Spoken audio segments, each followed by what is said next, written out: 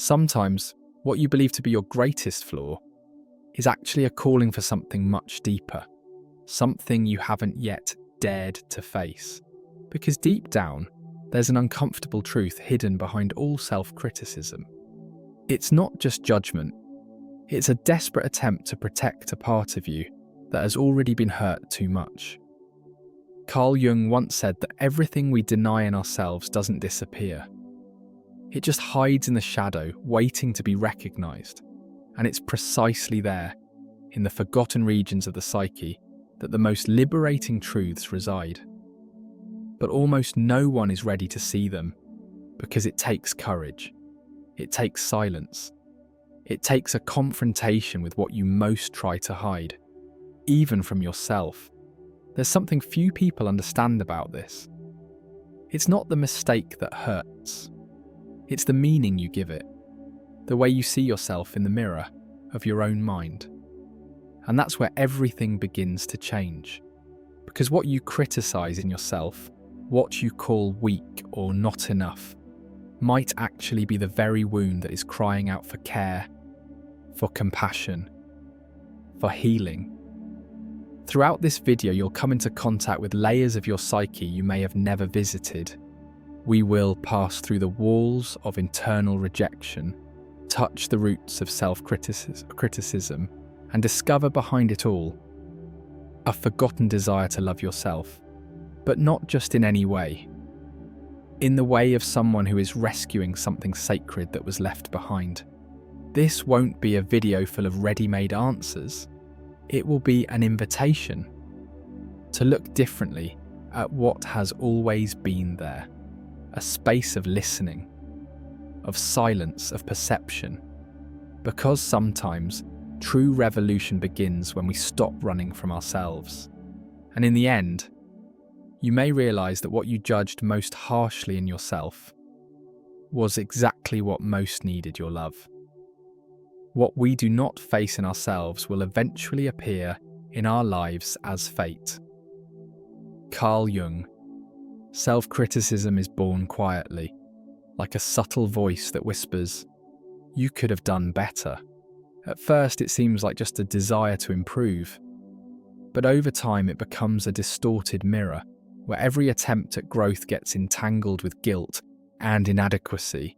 It's no wonder that the shadow, that hidden side of the psyche described by Carl Jung, finds in self-criticism its favourite stage. Because it's there that we hide everything we were taught to reject in ourselves. And the most curious thing is that this rejection rarely begins by our own choice. It is taught, conditioned, shaped from an early age, like a poorly fitted armour. The child who was once criticised for being too sensitive learns to harden. The teenager who was judged for dreaming too big begins to silence their desires. And the adult who carries these internal voices doesn't always realise that their self-criticism has already gone beyond the conscious mind and settled in the unconscious like a second skin. A skin that weighs down, that slowly corrodes self-love, and that fuels a constant sense of not being enough. Even when everything around says otherwise. But there's one detail that changes everything. One does not become enlightened by imagining figures of light, but by making the darkness conscious. Carl Jung. When you begin to recognize your shadow, something surprising happens. What once was a source of shame becomes a portal to self-knowledge. The self-criticism that once felt like a sentence reveals itself as a compass. It points directly to what has been ignored, hidden, excluded, and it's at this moment that the journey becomes real. Not as an escape, but as a return. Because what you criticize in yourself may be exactly the part that was deprived of love, understanding, and space to exist. Imagine for a moment that your self-criticism is a frightened child who only learned to protect herself by attacking her own being. How would she act? What would she say? And most importantly, what would happen if instead of silencing her, you listened? That listening is the first step in breaking the cycle of inner rejection. because the silence of the shadow only dissolves when someone has the courage to look at it with tenderness. What few people understand is that know all the theories, master all the techniques, but as you touch a human soul, be just another human soul. Carl Jung.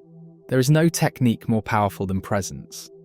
And when you allow yourself to feel the pain behind your self-criticism, you stop being a prisoner of perfection and become an ally of your own truth. The shadow is not your enemy. It is the accumulation of everything you tried not to be, just to be accepted.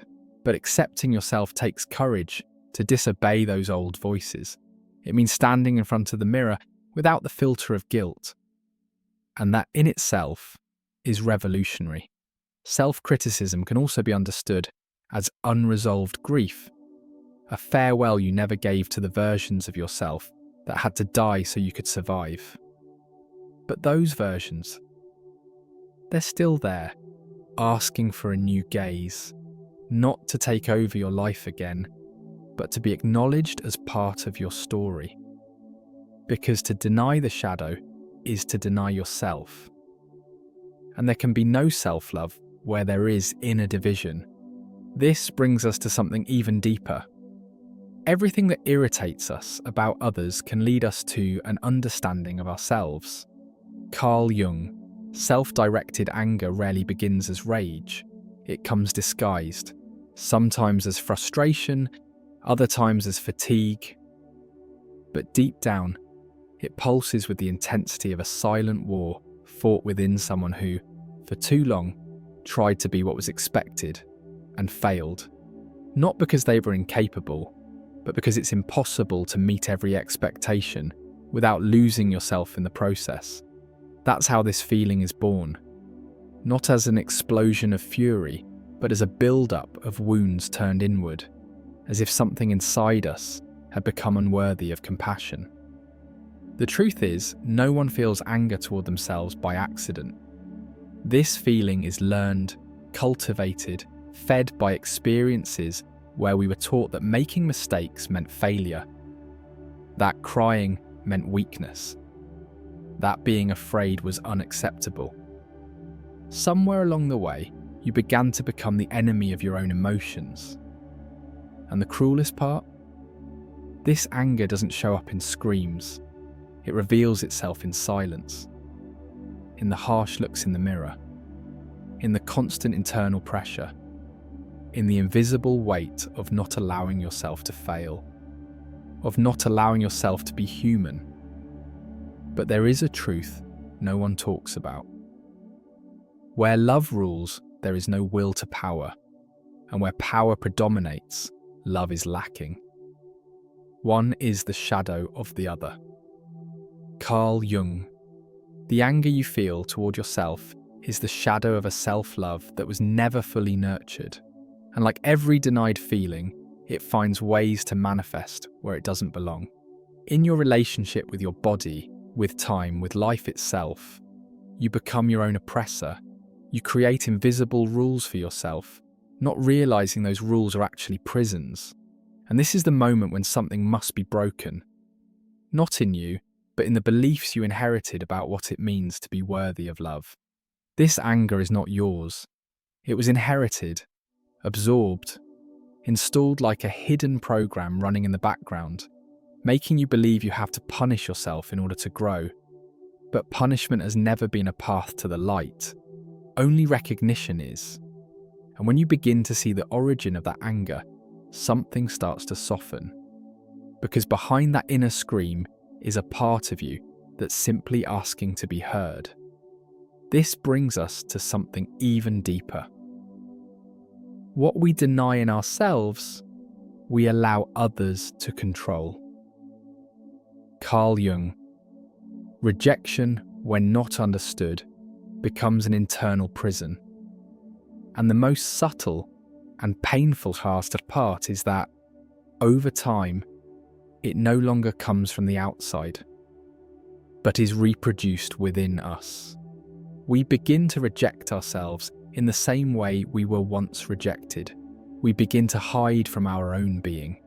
And when that rejection becomes constant, It leaves invisible but deep scars, the feeling of not being enough, the fear of being truly seen, the belief that something in us must be fixed before we can be worthy of affection. That's how self-criticism turns into self-abandonment. But what few people realise is that rejection only hurts because, deep down, we long to belong, and that longing is not weakness. It's human. The problem is that we seek acceptance where there is no listening, and love where there is no space. And when we don't find it, we learn to shape ourselves, to cut off parts of who we are in order to fit into spaces that were never truly ours. And it is in that forced cutting that pain is born, because real suffering doesn't come from being rejected, but from rejecting yourself in order to avoid it. But there is a detail that changes everything. The privilege of a lifetime is to become who you truly are. Carl Jung. Acceptance begins when you stop trying to fit in and start allowing yourself to exist. When you recognize that the parts you were taught to hide, from your sensitivity, your desires, your wounds, are in truth the raw material of your being, and that no healing is possible while internal exclusion exists. Acceptance is not resignation, it's the brave act of looking directly at what you once deemed unacceptable and realizing that love begins there, right there. This transformation is slow, sometimes silent, but it starts with simple gestures, a pause before the self-criticism, a gentler look at your own mistakes, a deep breath in front of your own humanity. Because what needs to be embraced is not just what you show the world, but everything you still hide, even from yourself.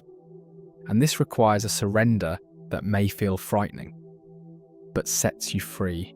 What few people understand is that only the person who knows themselves can truly understand others. Carl Jung. To accept yourself is also to make room to accept others, because internal rejection is often projected outward. We judge in others what we haven't yet welcomed in ourselves. And this projection distances us, isolates us, separates us. But when we begin to embrace our imperfections with self-love, something softens, and for the first time perhaps we feel like we belong, not because we were approved, but because we finally gave ourselves permission to be. And then rejection transforms into recognition. No longer of who the world expected you to be, but of who has always been here, waiting to be seen. This leads us to something even deeper. The meeting with oneself is, above all, the meeting with one's own shadow. Carl Jung. No one taught us how to love what hurts. No one prepared us to look inside and find not only light but also chaos, shame, sadness. We were conditioned to hide, to stay quiet, to smile even when something inside us was screaming for help. And over time, that scream became part of our inner landscape. Muffled, but never silenced. We learned to value only what was acceptable, and everything that strayed from that standard, intense emotions, traits labelled as weaknesses, uncertainties, was marked as failure, as if there were a right way to be, and anything outside of it deserved to be hidden. But what happens to the parts of us that were never embraced? They don't disappear. They wait. Sometimes in the form of anxiety, other times as a nameless sadness. Because everything that is unloved will eventually find a way to be felt.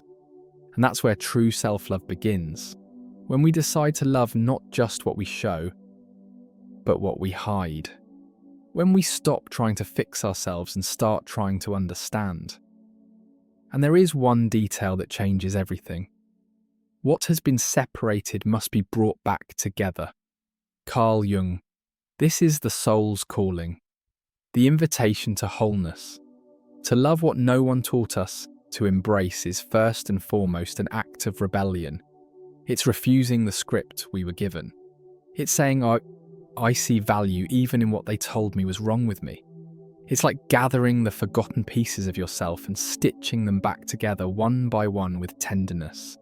Not because they're pretty, but because they're real, because they're yours. This kind of love can't be learned from books. It's born in silence. In that moment when instead of judging yourself, you choose to listen. In that instant when, in the face of pain, you decide not to abandon yourself. And by doing that, everything changes. Because for the first time, the shadow that had always been treated as an enemy finds space to breathe. This brings us to something even deeper. To love means to accept the existence of the other as they are. Carl Jung. But what if that other is you? To love yourself fully is to accept that there is beauty even in what was once labelled as ugly, that there is wisdom in your mistakes and strength in your fragility. It's to stop seeing yourself as a project to be completed and begin to see yourself as a being in constant transformation. And in that process, what was once rejected becomes a seed of healing. This is when self-love stops being an abstract idea and becomes a daily practice, a gesture, a gaze, a choice. Because in the end, to love what no one taught you to embrace is the deepest form of freedom. This leads us to something even deeper. Your vision will become clear only when you look into your own heart. Who looks outside dreams. Who looks inside awakens. Carl Jung. Healing the relationship with yourself is not a destination. It's a journey. A delicate return to the inner home, where everything began, and where so often everything was left behind. The pain of not feeling enough, the weight of self-criticism, the imprint of internal rejection, all of it creates a veil that prevents us from seeing who we truly are. And yet healing doesn't come from denying those wounds, but from touching them with presence, with humility, with the courage to stay, even when every part of you wants to run. This journey isn't about becoming someone new. It's about remembering who you were before you learnt to hate yourself, before you began to mould yourself to please others, before you wore masks just to survive. Because at the centre of your being, there has always been an untouched truth, an essence that survived every fall. Healing the relationship with yourself means letting that part speak, letting it breathe, letting it bloom, even among the ruins. But there's one detail that changes everything. The personal unconscious contains the material of the individual's own life. Carl Jung. And it is precisely by diving into this unconscious, where memories, traumas, and forgotten desires lie, that we begin to understand why we've strayed so far from ourselves. Every act of self-sabotage, every thought of unworthiness has deep roots. But those roots don't need to be pulled out. They can be transformed, nourished, reoriented, and it's in that fertile soil of recognition that true self-love begins to grow. To heal is to begin speaking to yourself with kindness. It's replacing the mind's accusatory tone with, "What do you need right now?" Instead of, "Why are you like this?" It's giving yourself time, space, and listening. And above all, it's learning to be your own company, not as a last resort, but as a sacred choice. What few understand is that who looks outside dreams, who looks inside awakens. Carl Jung. Your relationship with yourself is the foundation for all others. Through it, you learn your boundaries, your language of affection, your unique way of being in the world. When it's wounded, everything feels unstable, But when it begins to heal, the world also changes. Relationships become more authentic, choices more conscious, life more gentle. In the end, healing is not the absence of pain. It's the loving presence you cultivate toward yourself. And that presence is the seed of a new reality. A reality where you no longer hide, but reveal yourself. And then, everything makes sense. Maybe your whole life you believed you had to be better, stronger, more productive, more in control. And without noticing, you turned self-criticism into a compass and self-love into an unreachable goal. You found yourself stuck in a silent cycle where every mistake confirmed the idea that you still weren't enough. But what if it was all a misunderstanding? What if what you believed to be your biggest flaw was actually the part of you that needed the most compassion? Think about it. Every time you criticize yourself, you're not just correcting behavior. You're reinforcing an internal narrative. An invisible story that says you'll only be worthy of love when you're perfect. But that perfection never arrives. Because it's unreachable. Because it's not real. And while you chase it, you forget to live. And then, everything makes sense. The anger you feel toward yourself was born from expectations that were never yours. The rejection that hurt so deeply was inherited from eyes that never truly saw you. The shadow you feared so much only wanted to be seen, and the love that seemed distant was always there, waiting, silent, inside you. In the end, the answer was always there. Maybe you don't need to change. Maybe for the first time, all you need is to see yourself through more human eyes, with more patience, with more truth. Because loving yourself is not the final destination. It's the first step. And now that you've come this far, you can finally take that step. Fully. But are we ready to accept that?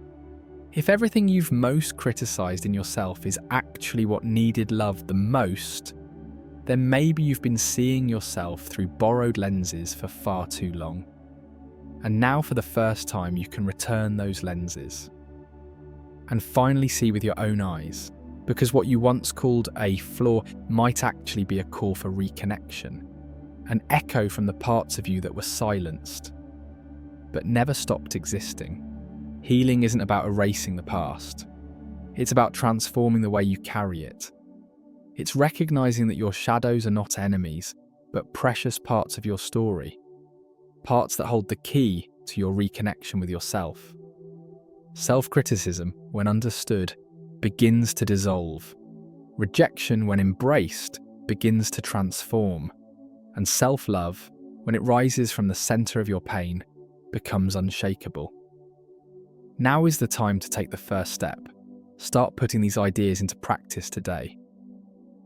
And then share with me in the comments how the experience felt for you. Maybe this simple act of looking inward without fear will be the most revolutionary moment of your life. Tell me, which part of this video resonated the most with you? What thought kept echoing after the silence returned? Share in the comments. Your story might reach someone who is standing exactly where you once stood. And if you want to continue this journey of self-discovery, watch the video above. It will take you even deeper into what we began building here together. I'll see you in the next video.